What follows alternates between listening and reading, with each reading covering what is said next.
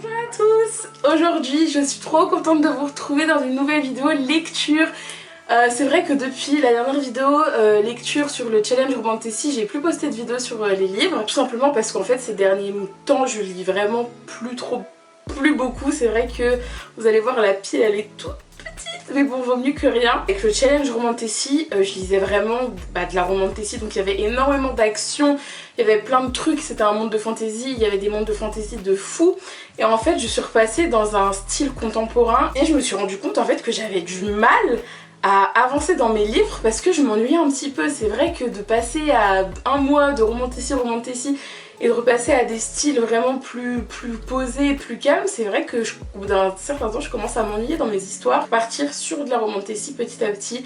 Mais avant ça je voulais tout simplement vous parler de mes dernières lectures quand même, malgré que ça soit pas des grands coups de cœur à part un.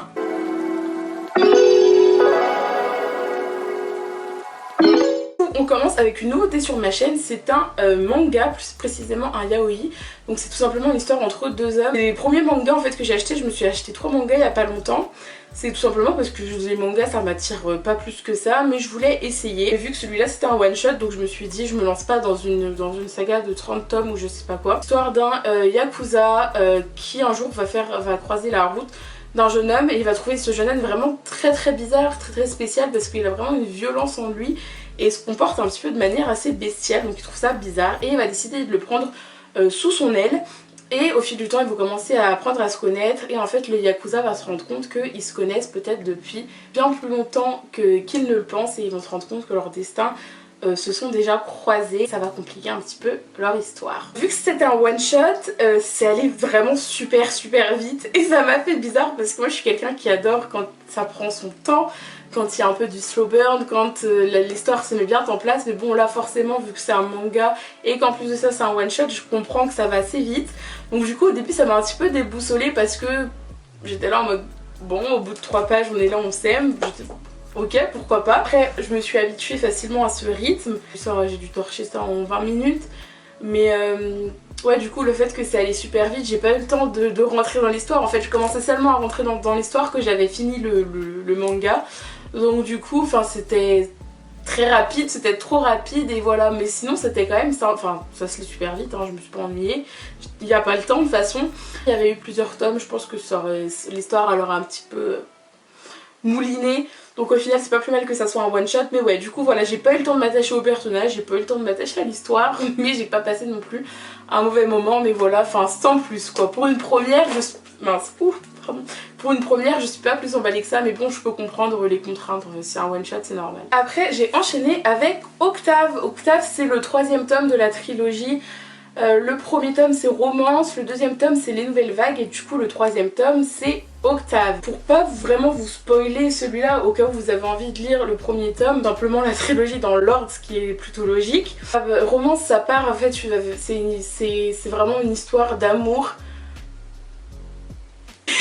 c'est vraiment une histoire d'amour, une première histoire d'amour dans toute sa splendeur quoi. C'est une histoire d'amour qui est belle mais qui fait aussi très mal et je peux pas dire plus. C'est vraiment ça en fait, cette trilogie c'est vraiment ça, ça nous apprend vraiment les dégâts d'une première histoire d'amour. L'histoire de 2 meilleurs amis, ils se connaissent depuis toujours, ils connaissent tout l'un de l'autre et un soir avec un peu trop d'alcool dans le sang, il va se passer quelque chose entre eux, ça va déraper et en fait ça va bousiller toute la suite de leur amitié. C'est assez intéressant parce que on se focalise pas non plus que sur cette histoire d'amour qui est un petit peu chaotique. Au bout d'un moment on va faire la rencontre, surtout dans le 2e tome, de nouveaux personnages. Et c'est une très belle histoire et du coup le 3e tome il se concentre un petit peu plus sur le personnage qui s'appelle Octave, vous allez le découvrir. Et ce que j'ai trouvé un petit peu dommage c'est que en fait le livre porte son nom mais il y a genre 10 pages où on voit son point de vue, même si tout le long du livre on parle quand même de lui parce que vous allez voir Octave c'est un sacré personnage. Mais j'ai trouvé que c'était dommage en fait qu'on lui ait pas plus donné la parole dans ce tome là. J'aurais aimé en plus en savoir un petit peu plus, même si on comprend en fait sa position. J'aurais aimé qu'on entende plus un petit peu parler de lui, de savoir un petit peu plus ce qui se passe dans sa tête. Pas plus accroché que ça, franchement ça se lit très facilement. Je suis pas plus tombée que ça amoureuse de leur histoire d'amour en fait. Mais j'ai bien aimé le côté qu'on montre qu'une histoire d'amour ça peut vraiment être merdique. Aussi ce côté après la rupture je fais quoi en fait, enfin après on vit des bons moments et tout ça, mais quand ça commence à partir un petit peu en catastrophe, je fais comment en fait, je fais quoi? Et ce livre là nous explique bah, qu'est-ce que tu peux faire en fait après t'être pris une claque à cause de ton histoire d'amour. Le troisième tome était dans la continuité des deux premiers tomes. J'ai pas plus aimé, pas moins aimé. C'est vraiment la continuité, mais voilà, c'est quand même des beaux livres que je vous conseille fortement. Ah, c'est le fail de ce mois-ci et j'en suis tellement peinée. En fait, je suis tellement peinée de ne pas avoir aimé ce livre parce que j'étais trop contente de commencer ce livre là, parce qu'en fait ça parle d'une jeune fille qui est grosse. Je voulais trop lire un livre où je me sentais représentée en fait. Je voulais du coup trop lire ce livre là parce que notre jeune fille elle est grosse. J'en attendais vraiment beaucoup et mon dieu j'ai pas aimé et j'ai pas fini. Ça me saoule en fait de pas avoir aimé, j'ai pas fini, j'ai même pas fini le livre alors que d'habitude bon je me force toujours mais là j'ai pas fini. Et du coup bon je vais vous expliquer un petit peu. Là c'est l'histoire de Cindy, c'est une jeune fille qui est passionnée par les chaussures, vraiment elle est à fond dans la mode et tout ça. Et elle a sa belle-mère qui est la productrice d'une grande émission de télé-réalité qui s'appelle Avant minuit, une émission d'un jeune homme qui va faire la connaissance de 30 jeunes filles. Il va devoir, comme une télé-réalité en fait, il va devoir choisir celle qu'il préfère. Cindy c'est la belle-fille de la réalisatrice, et en fait la réalisatrice elle va avoir un problème parce qu'il va y avoir des jeunes filles au dernier moment qui va se désister. Et du coup Cindy elle se dit pourquoi pas moi, pourquoi pas une jeune femme grosse dans la télé-réalité, parce que c'est vrai qu'on n'en voit pas beaucoup, on n'a pas plus d'exemples que ça de femmes grosses à la télé. Du coup elle se dit bon bah j'ai envie de tenter ma chance en fait, c'est pas parce que je suis grosse que je peux pas participer à cette émission là. Et du coup elle va se retrouver dans cette émission, se rendre compte que le jeune homme qui participe à l'émission elle le connaît déjà. Le résumé m'a trop emballée, je me suis dit c'est trop bien, c'est une grosse, elle va aller chercher son gars face à toutes les autres filles. J'ai trouvé ça, c'était ennuyant, et pourtant je trouve qu'il y avait toutes les clés pour réussir ce côté là de télé-réalité. C'est la première fois que je lisais un livre qui se passait dans une télé-réalité, je trouvais que c'était sympa. Mais ouais, je sais pas, c'était raplapla. Moi aussi je pense que c'était une envie aussi que j'avais envie qu'on parle plus en fait de son poids, du fait que ça soit une femme grosse, même si on en parle quand même, hein, on en parle quand même. Mais je sais pas, j'avais envie j'avais envie de plus à ce moment là, et du coup j'ai pas retrouvé ça. Et puis même je trouvais que c'était ouais, un peu raplapla. Et surtout les amis, le premier bisou, je peux pas. Quand j'ai vu le premier bisou, je me suis dit non, je peux pas lire un livre avec un premier bisou comme ça. Je me suis dit mais qu'est-ce qui se passe? Le premier bisou était éclaté. Et après je me suis dit bon je vais arrêter, et en fait ça m'a vraiment, j'ai trouvé que c'était long, franchement j'ai pas adhéré et ça me saoule trop, Donc si vous avez des livres avec des personnages, que ce soit masculin ou féminin, avec un personnage principal gros ou grosse, conseillez-le moi dans les commentaires s'il vous plaît, parce que j'en cherche. Je sais qu'il y a 2-3 livres déjà, il y a des titres que j'ai en tête et des livres comme ça à me conseiller, n'hésitez pas. Mais du coup ouais, je suis trop déçue de pas avoir accroché plus que ça. Mais bon, c'est pas très grave, Je vais quand même le garder parce que de toute façon c'est un cadeau. Et puis ouais, ça me tient quand même à cœur parce que on voit notre petite jeune femme, elle est grosse et tout, et voilà. Bon, je voulais trop que ça soit mon livre réconfort et tout. Là elle a de la chance, elle tombe sur le prince charmant, tout ça, mais non, pas du tout. Donc voilà, c'est pas grave. Mais ouais, je l'ai même pas terminé, donc je sais pas comment ça se finit, mais j'imagine que Girl Power, elle a réussi à choper le mec. Ensuite on enchaîne avec mon coup de cœur, vraiment. Mon coup de cœur, c'est pas un coup de cœur, mais c'est mon coup de cœur parmi tous ces livres. C'est Mère morte d'Aurélie Wallenstein. Je suis désolée, je sais pas comment ça se prononce. C'est de la science-fiction. J'ai trop kiffé. Je pense que l'autrice, je vais m'acheter d'autres livres d'elle parce que j'ai kiffé son écriture, et en plus vous allez voir que c'est des livres hyper engagés et j'adore. Ce livre là, on va suivre l'histoire d'Oural. Oural en fait c'est un exorciste. On est dans notre monde, sauf que notre monde a été ravagé par la pollution, par les humains en fait, tout simplement, ouais, à cause de la pollution, le réchauffement climatique, et du coup il n'y a plus du tout de mer, plus d'océan, il n'y a plus rien. Donc tous les êtres marins sont morts. on est dans ce monde là qui est assez ravagé et en fait les êtres marins n'existent plus, mais quand les marées hautes, tous les êtres marins reviennent pour se venger. Donc c'est les fantômes de tous les êtres marins qui reviennent se venger. Les êtres humains les ont fait subir, en fait les ont tués, et quand j'ai vu ça je me suis dit je vais adorer, parce que j'essaye au maximum de faire attention à la planète, même si je suis vraiment pas parfaite par rapport à ça, hein.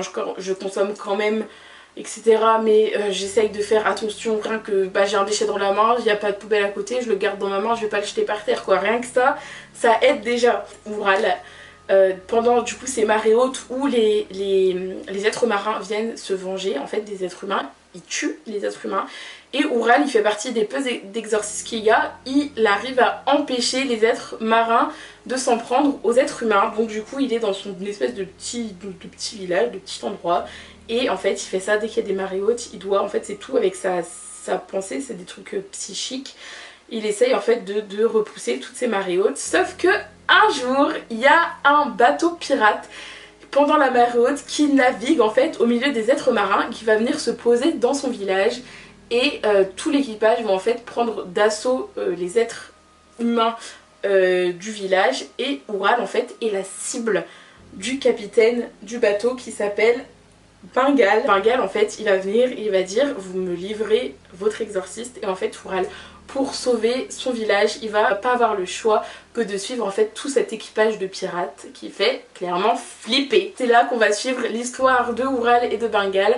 Et Oural en fait il va se rendre compte que Bengal il a peut-être la solution pour pouvoir ramener à la vie les mers et les êtres marins. Dès le début les amis, on est happé en fait par l'univers, par l'histoire.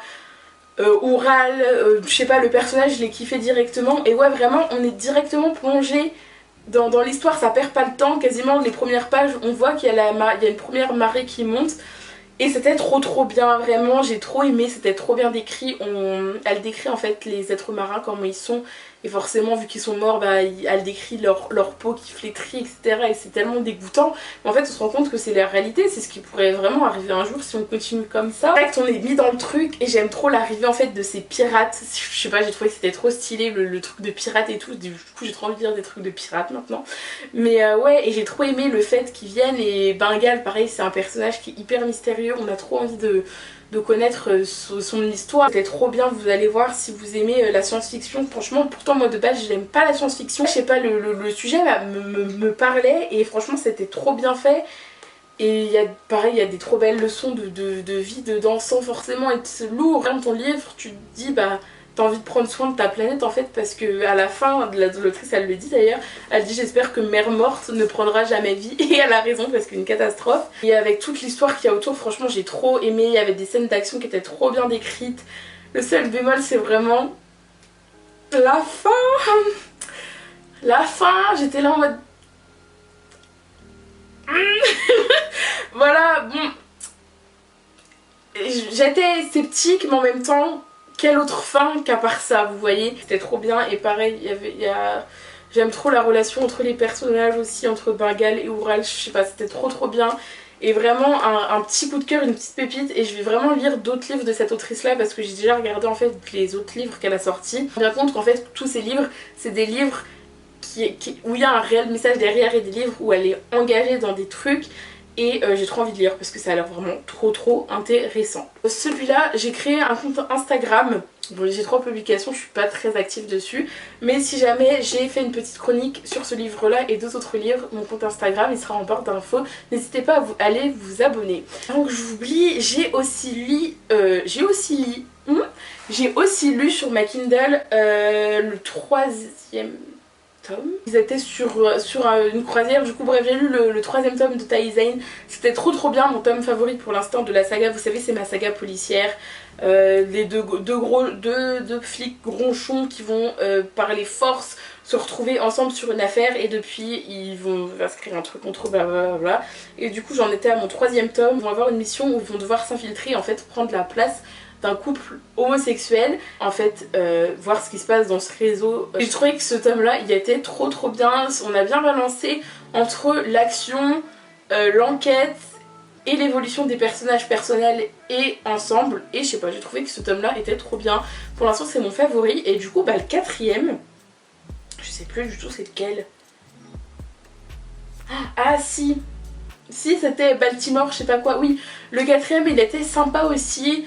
Mais j'ai l'impression en fait le premier était trop bien, le deuxième était nul, vraiment j'ai trouvé qu'il servait à rien, le troisième était trop bien et le quatrième du coup il était moins bien. Et là du coup je suis en train de lire le cinquième, voilà c'est ça. Le quatrième était du coup sympa, mais voilà pareil je l'ai trouvé un peu plus plan. Oh, il s'est passé un truc dedans les gars. J'ai pété un plomb, j'ai vraiment pété un plomb, je me suis dit Zane est beaucoup trop gentil. Enfin bref, si vous lisez vous allez voir. Quatrième tome, il était sympa mais oui il aide un petit peu à l'évolution des personnages. Me fait trop rire parce que c'est grave des personnes, entre eux ça se passe bien. Et vu que ça se passe bien, ils trouvent ça chelou et du coup ils vont essayer, j'ai l'impression qu'ils cherchent toujours des trucs pour que ça se passe pas bien. Ils sont là en mode non mais ça se passe trop bien, ça va pas durer, nanana, et du coup ça se passe mal. Et je suis là en mode mais les amis, tout va bien, juste love, peace and love, genre calmez-vous. Et du coup c'est ça me fait rire parce qu'ils aiment vraiment bien se prendre la tête. Et surtout à la fin de ce tome là j'étais là en mode my god, vachement décroché dans Taï Zane. Faudrait que je m'y remette parce qu'il y a au moins 10 tomes et j'en suis à peine à la moitié. Voilà c'est tout pour cette petite vidéo, ce petit bilan lecture. Comme vous avez vu j'ai vraiment pas lu beaucoup.